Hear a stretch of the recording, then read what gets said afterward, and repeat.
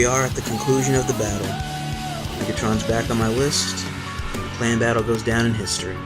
I'm not even gonna lie here. I'm gonna be completely honest. That was a very hard match to fight. That was one of the hardest matches we've ever fought, and that we were very much prepared for. But there were so many setbacks pending just starting into the match initially that set everything back, but at the same time, it pushed some things forward. From the people pending in the rosters we both originally had for both sides, Megs and me, that we had to set back on, and even the connections into the lobby itself.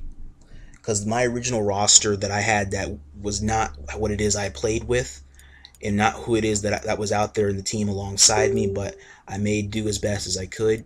And a lot of Meg's players weren't originally who he had on his roster, but he also made it work. Him and Austin both did. And then when we get into the connection process, oh my gosh. Oh, the connection for the Capture the Flag match was just so horrible, because there were so many people that were getting disconnected on both sides. Half the teams were disconnecting automatically as soon as the match came in. People were lagging immensely in the game. Random deaths out of nowhere from people that aren't even there. It doesn't even register. None of them registered. Ghosts glitching half the time. It was just... It's not the proper way to start off a very historic clan battle. It's really not. And I couldn't in good conscience post that part of the battle that started us in.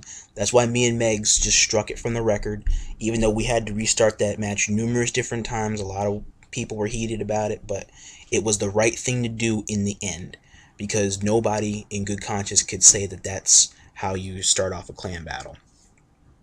In the end, from Conquest in the team deathmatch, we were offered a very good clan battle resummation, secession, and conclusion. And I will say that this was definitely a very good clan battle in the end, regardless of the setback. We did, on the other hand, agree that in the end, once the dust settles after all this and we move on from our next pending battles, just like with Pride of Festoon, Elite Legends and TACT will have a rematch under neutral conditions. That way we can have a good rematch all in all, because I know that in the end of this, not a lot of people are probably going to be happy with the end result in this. And so we want to try and reach some type of satisfactory conclusion. Because in these situations where the show must go on, not everybody will be happy in the end. And so if there is anybody who is angry or pissed off with this, then I ask that you only be mad at either Lord Megatron or myself, because we take full responsibility for this, if any inconveniences were made.